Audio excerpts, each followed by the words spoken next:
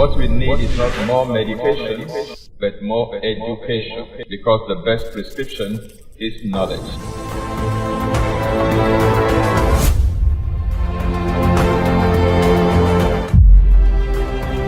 This is Exposé coming to you live from Lagos, Nigeria, every Monday on Instagram, YouTube, and Facebook simultaneously.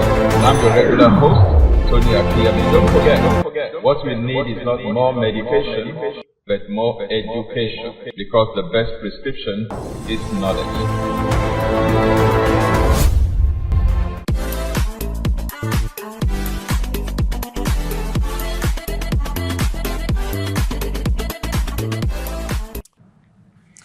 Hello and welcome to Exposé with Tony Akinyemi. This beautiful Monday evening as we come to the very end of the month of March in the year 2025. The first quarter of this year again is approaching its very end. We thank God again for His grace, for His mercies, for His love in navigating us through, in ordering our steps, in directing the affairs of our lives. We thank God for His provisions. We thank God for His protection, for His preservation. We thank God for His help and for His goodness towards us. Yeah, we've been talking about food for quite a number of months now. Your food and your health, your water and your health. We've talked about nutritious berries. And I've shared some tips with you, biblical tips that can help you, for your well-being, your wellness, and your longevity. Now I want to start, to talk about another category of foods, that can be very beneficial to our health. Before I now eventually come to what I promised, to talk about teas and, different beverages as well as spices that we use in our culinary arts, in our kitchen, in our cooking. Spices to spice up our lives. But for the next couple of weeks, I want to talk about fermented foods. Fermented foods. You see, fermented foods have a lot of benefits, and there are, very good reasons to ferment our foods. So I'll be talking about fermented foods. By the way, fermented foods happen to be one of those topics that we deal with in our Healthy Living Institute. So for those who are yet to enroll, I encourage you very powerfully to enroll for Module 1. There are 3 modules so far, Module 1, Module 2, Module 3. And we teach fermented foods in Module 3, among others. So I just want to give you the tip of the iceberg right now to understand fermented foods and their benefits. So what are fermented foods? Now, fermented foods are foods that have been through a process of fermentation. And in that process, natural bacteria feed on the sugar and the starch in the food. And then they create an end product, lactic acid. Okay? And it is that lactic acid, among others, that makes fermented foods to taste a little bit sour and pungent, if you will. Now, this process of fermentation does many wonderful things. It helps to, preserve the food. It can serve as a preservative, okay? It also helps to create beneficial enzymes. It also, creates vitamins as part of the end products of that fermentation process, particularly the B vitamins, and sometimes omega-3 fatty acids and various other, strains of friendly bacteria, which we call probiotics. All right. So let's address more clearly now and more distinctly, why should we eat fermented foods? Why should we ferment our foods? And why should we include fermented foods in our diet? The first major benefit of fermenting our foods and consuming fermented foods is the benefit of obtaining, copious amounts of friendly bacteria, which we normally call probiotics. Okay. Now, in our body system, there are 2 categories of bacteria that are in our body. First category are the friendly bacteria. They don't cause diseases. They dwell with us in a symbiotic relationship. We benefit them, they benefit us. So it's a friendly relationship. It's a mutually beneficial relationship. It's a symbiotic relationship. That's the first category of bacteria that dwell in our body. The second category are the disease-causing bacteria. They are called pathogens or pathogenic bacteria. So we have the friendly ones and we have the unfriendly ones or the enemy ones. Okay, so we have friendly bacteria, we have disease-causing bacteria. All right, so let me call them the good guys and the bad guys. So we have the good guys and the bad guys dwelling in our body. Now, it is said scientifically that for us to enjoy optimal health in relation to the population of bacteria cohabiting with us in our body, in this temple, we should have a ratio of approximately 80% of the bacteria in our body should be the good guys, friendly bacteria or probiotics, friendly flora. And not more than 20% of the bacteria inhabiting our body should belong to the category of the pathogenic ones, the disease-causing one, or the bad guys. So 80% must be, at least 80% must be good guys, and not more than 20% must be bad guys. Now, when you have that ratio of 80-20 of friendly bacteria versus unfriendly bacteria, then you have what we call balance, homeostasis, as far as your intestinal flora is concerned. Now, if there is a shift in that ratio, you have less than 80% of the good guys and more than 20% of the bad guys, that creates what is known as dysbiosis. Dysbiosis, D-Y-S-B-I-O-S-I-S, dysbiosis. That is imbalance in your intestinal flora. So when we consume fermented foods, what we're doing is that we are helping to boost the population of the good guys, probiotics. So eating fermented foods and drinking fermented drinks help to introduce beneficial bacteria into our digestive system, and they help the balance of bacteria in our digestive system. So probiotics have also been shown, you see, to help to slow down or even to reverse some diseases. They help to improve our bowel health, our digestive health. They also aid digestion, by the way, and they can also help to boost our immunity. So these are the benefits we derive when we ferment our foods and when we consume fermented foods. Of course, it's not every food that we can ferment. So I'll be giving you, in the course of this series, the different kinds of fermented foods that are popular around the world, not just in Nigeria, but all over the world, on every continent, in every culture. All right, so I have mentioned the first benefit, friendly bacteria or probiotics. Now, the second major benefit that we derive when we ferment our foods before we consume them is that the fermentation process helps to break down certain components of the food to help our bodies to absorb the nutrients better. So you absorb your food better when they are, first of all, fermented. Now, having the proper balance of gut bacteria as well as enough digestive enzymes in your digestive tract helps you to absorb more of the nutrients in the foods that you eat. Okay? When you now pair this with your healthy, real food diet, then you will absorb many more nutrients from the foods you eat. You won't need as many supplements and vitamins, and you'll be absorbing more of the life nutrients in your foods. That's another benefit that we derive when we ferment our foods or when we eat fermented foods. Okay? So first benefit, probiotics. Second benefit, better food absorption. Now, all right, so that's very important. Now, another benefit for fermenting our foods is that fermentation can actually serve to preserve our foods easily. For example, homemade salsa only lasts, a few days in the fridge, but fermented homemade salsa will last for months. The same goes for sauerkraut.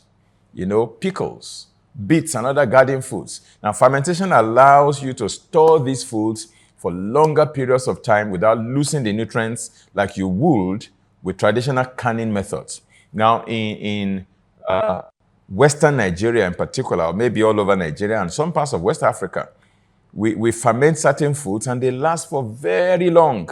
For example, I grew up in Ondo State in Nigeria in my early days as a young boy through my teenage years to my early 20s and what have you. Primary school, secondary school, even when I was in the university in Osun State, I used to go back to Ondo State for my holiday. It was after I graduated from university that I actually, finally relocated and moved to another state in Nigeria. Okay, but I spent many years in Ondo State. And in Ondo State, I noticed that, one of the things we do in Ondo State is to ferment certain foods, like our cassava, for example. When you ferment cassava, you can ferment cassava to make different kinds of foods. You can make what we call poo or puru. It's a fermented cassava product. You can ferment cassava to make, lafun. You can ferment cassava to make, different kinds of, different gari and what have you. All of them are fermented foods. Now, for puru in particular, which is very common in Ondo State, particularly in the Ilaje, Ikale, Ondo axis, you ferment the cassava for several days. It becomes softened. You remove the core, which is like a hard stick at the center. So the flesh becomes very tender and, easily breaks down. Then you can then squeeze the water out of it and mold it into something that looks like a ball. You mold it into a ball, and then they smoke it. They put it on top of the fireplace in those round form, and it is smoked for days as they are cooking, for days and weeks. It smokes the fermented molded cassava, the cassava mold, and it dries up. Everything is well dehydrated. It becomes solid. It becomes dry and hard. And that way, the cassava can be kept even for 1 year, and it won't spoil. Anytime you are ready to prepare it, you just scrape out the outer brown, smoked portion. You scrape it out, and then the inner is white. You then crush it, you can pound it, you sieve it into powder, and that can be, poured into hot water and turned into swallow, what we call swallow in Nigeria, all right, and eat with any kind of sauce or soup, all right? That is how fermentation can preserve your food. We preserve our corn by fermenting it. When you ferment your corn, it becomes what we call ogi or akamu or pap. That's fermented food. And you can just keep it in a bucket with water on top of it, and you don't need to add any preservative. And it can be there for weeks and for months, and it doesn't spoil. Fermentation can serve as preservative. We also ferment something like locust beans to make what we call iru.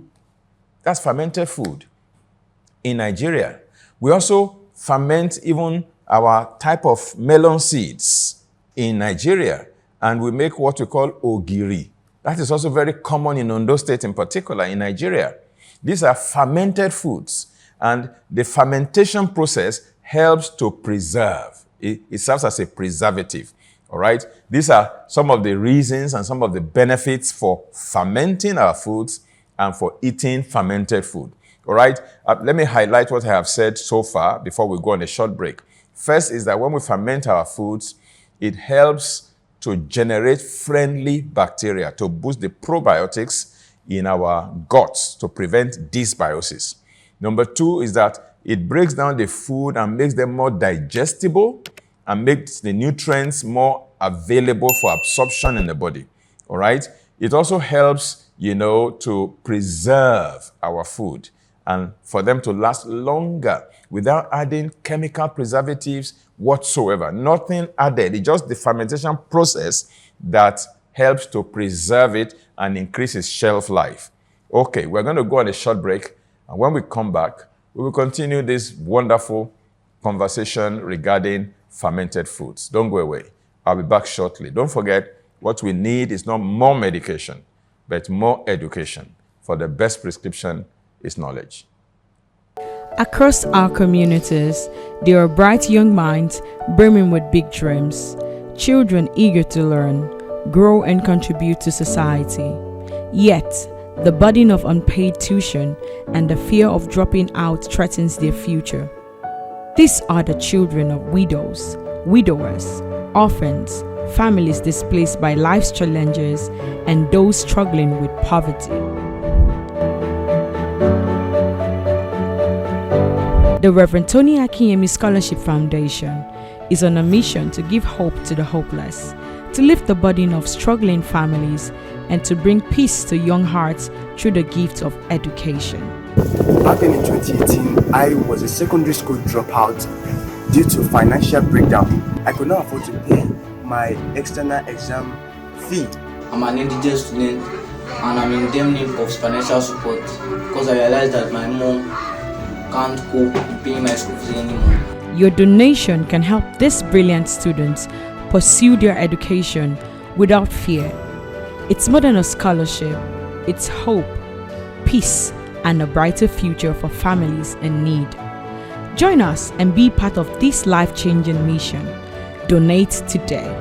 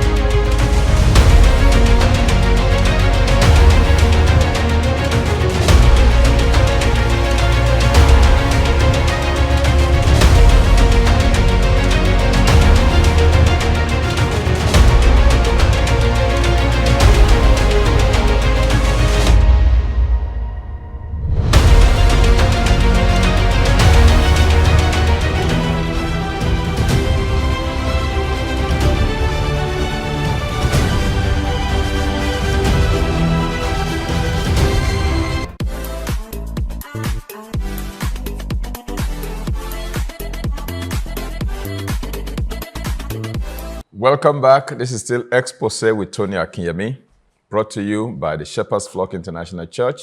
And I'm your regular host, and Tony Akinyemi is still my name. Now, before we went on that short break, we talked about what fermented foods are and why it's important to consume fermented foods. We gave at least 3 benefits so far, among others. One is the fact that friendly bacteria is introduced when we eat fermented food. Number 2 is that our food becomes more easily, readily digestible, and the nutrients easily absorbed. And number 3, fermentation can serve as a method of food preservation. Now, the consumption of fermented, probiotic-rich foods definitely has many benefits. There's no doubt about that. The microflora, that lives in fermented foods help to create a protective lining in our intestines when we consume fermented foods. And this protective lining will now shield, the lining of our intestine against pathogenic factors, that is, disease-causing factors, such as, Salmonella, for example, or E. coli. Now, these are the bad guys, Salmonella and E. coli. But friendly bacteria can shield our intestine against these bad guys. Now, to get that healthy dose of bacteria, it's essential that we regularly consume top probiotic foods. Now, fermented foods lead to an increase of antibodies, and it helps to strengthen our immune system. Plus, it also helps to regulate our appetite and reduce, sugar craving, refined carbohydrate cravings. In fact, fermented vegetables can actually help, in some instances, to treat candida in our gut, in our digestive tract. They can help to combat this yeast infection, candida, or candida albicans. Now, a particular study was published in the Journal of Applied Microbiology. And that study states that, and I quote, it says, recent scientific investigations have supported the important role of probiotics as a part of a healthy diet for humans as well as for animals, and may be an avenue to provide a safe, cost-effective, and natural approach that adds a barrier against microbial infection, unquote, from the Journal of Applied Microbiology. Now, you see, there are things we do that deplete, our friendly bacteria and help to increase the bad guys in our system. And I'll mention at least two things that can create dysbiosis, that can create imbalance in our gut, in our digestive tract. The first one is the unscrupulous use, the excessive use, indiscriminate use of antibiotics. Antibiotics, yes, antibiotics could be, a lifesaver. But then there are ways that we can use antibiotics that will now create dysbiosis, imbalance in our gut flora. Now, I will explain in practical terms. For example, if somebody has an infection, your doctor prescribes antibiotics, and you take the antibiotics maybe 5 days, 7 days, 10 days, as the case may be. Now, the antibiotic medication that you're taking does not know the difference between the good bacteria and the bad bacteria, particularly if it's a broad spectrum antibiotic. It doesn't discriminate against good or bad. It just wipes out all of them, the good and the bad. So that creates more or less a vacancy within your system. And because it's vacant, unfortunately, the bad guys have a way of finding their way from outside your body back into your body. You eat contaminated fruit, contaminated food, contaminated vegetable, you breathe in, microbes in the air, in the atmosphere. One way or the other, they will find their way back. Your hands you touch the door that somebody has touched, or you shook somebody's hand, somebody who sneezed into his hand, and then you had a handshake, and that person has transferred bacteria to you. You now use that bacteria in your finger, in your nose, or you are biting your nails, or somehow you use that same finger, and one way or the other, through the orifices, through the different holes. These unfriendly bacteria, these disease-causing bacteria, will find their way quickly back into the body. And because there is vacancy there, they are the ones that will quickly be populating. And before you know it, they take over, and the friendly ones are not there. That is how antibiotics can create dysbiosis. Now, when you use antibiotics as a treatment for any infection or whatever prescribed by your qualified healthcare practitioner, fine. After you complete the dose of antibiotics, I recommend that you immediately begin to take either fermented foods or you buy probiotics, either in the form of capsules or in liquid form, probiotics, friendly bacteria, and quickly populate that vacant environment before the bad guys will come. So the good guys will have already filled the whole place, and they will stand like Megad to make sure the bad guys don't take over. So immediately you finish treating yourself with antibiotics as prescribed to you by your doctor.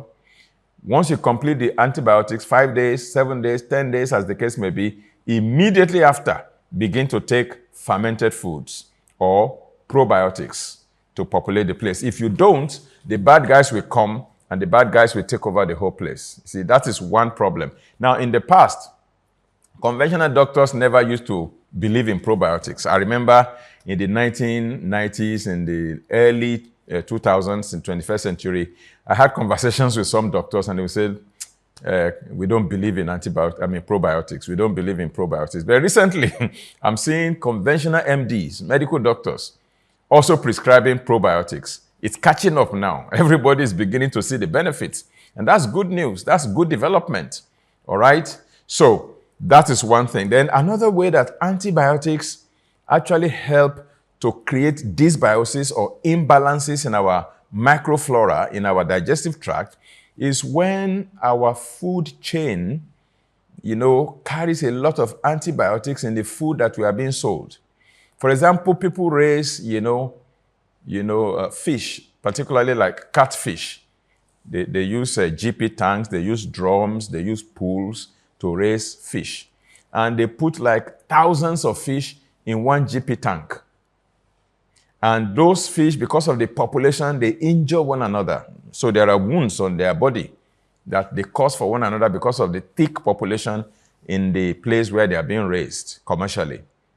And so fish farmers have a way of putting a lot of antibiotics in the water, as well as in the feed that they give to the fish.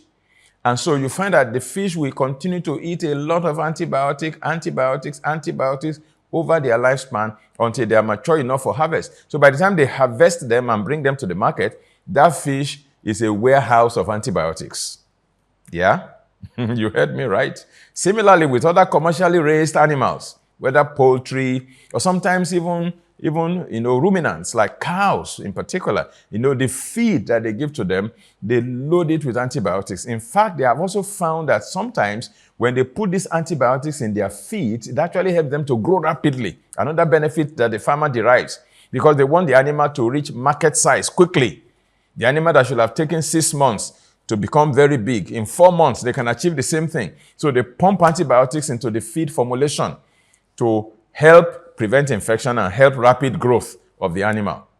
But then by the time the animal reaches the market, the body of the animal is loaded in their tissues with a lot of antibiotics. So imagine you taking, whether it is milk or it is meat or it is fish or it is commercially raised eggs, and antibiotics.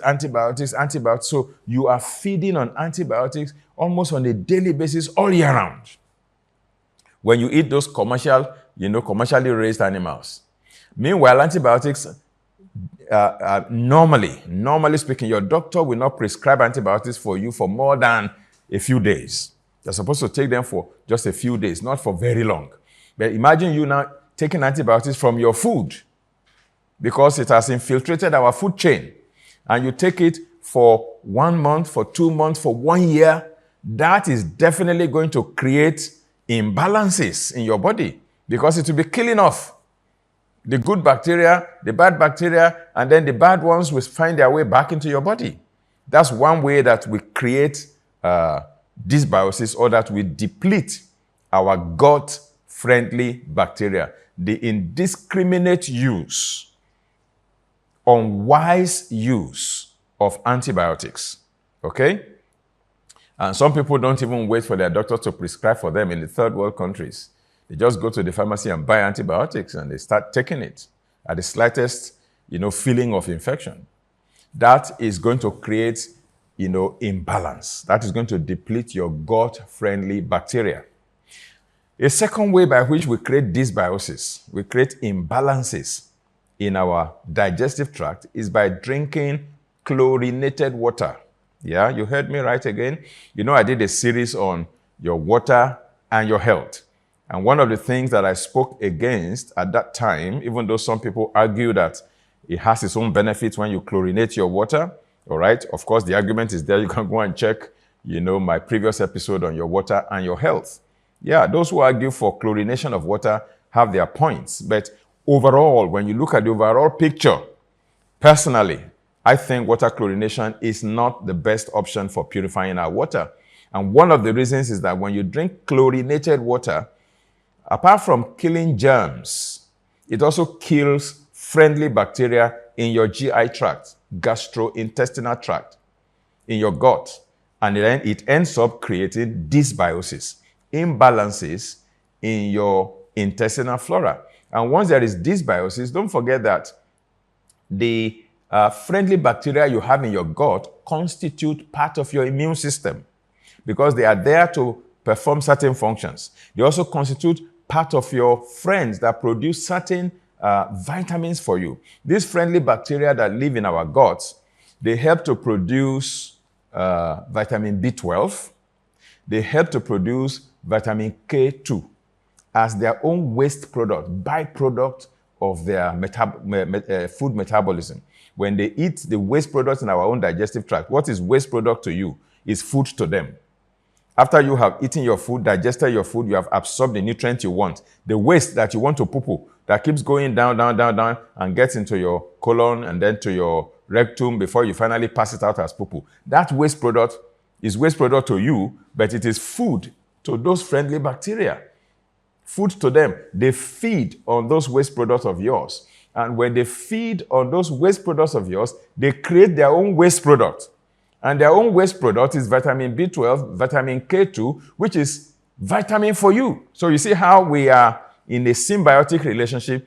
Our waste product is food to them. Their own waste product is nutrients to us. So we gain from them, they gain from us. That's how it works, all right?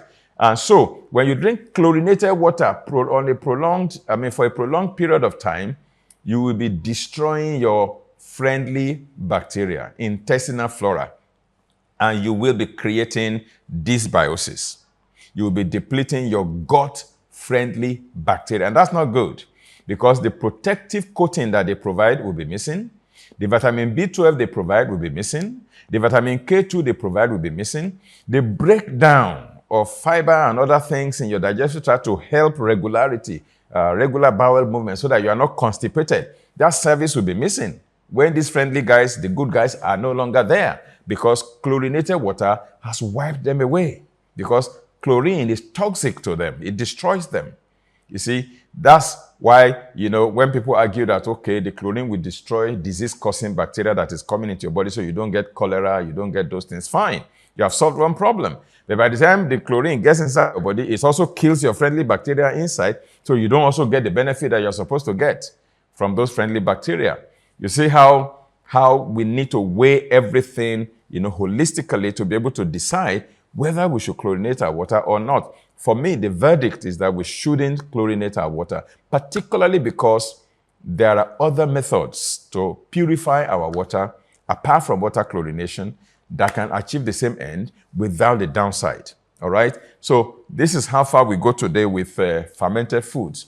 When we come back, next time, we'll be talking about different types of fermented foods all over the world. You see, when food is fermented, like we said, it means that it is left to sit and steep until the sugars and the carbs, the carbohydrates become bacteria-boosting agents. And that fermentation process helps to, provide several benefits. Number one, you have a lot of probiotics. Number two, the food is more digestible and the nutrients are more absorbable. And number three, it helps to preserve your food as well. So when we come back next week, by the grace of God, we'll be talking more about different types of fermented foods around the world. Once again, let me say thank you for joining us today on Exposé with Tony Akinyemi, brought to you by the Shepherd's Flock International Church, and it happens on YouTube and Facebook, 8 p.m. West African time every Monday evening. Wherever you are watching us from around the world, we say thank you. God bless you. Have a terrific week. See you same time, same platform next week. Bye. I love you.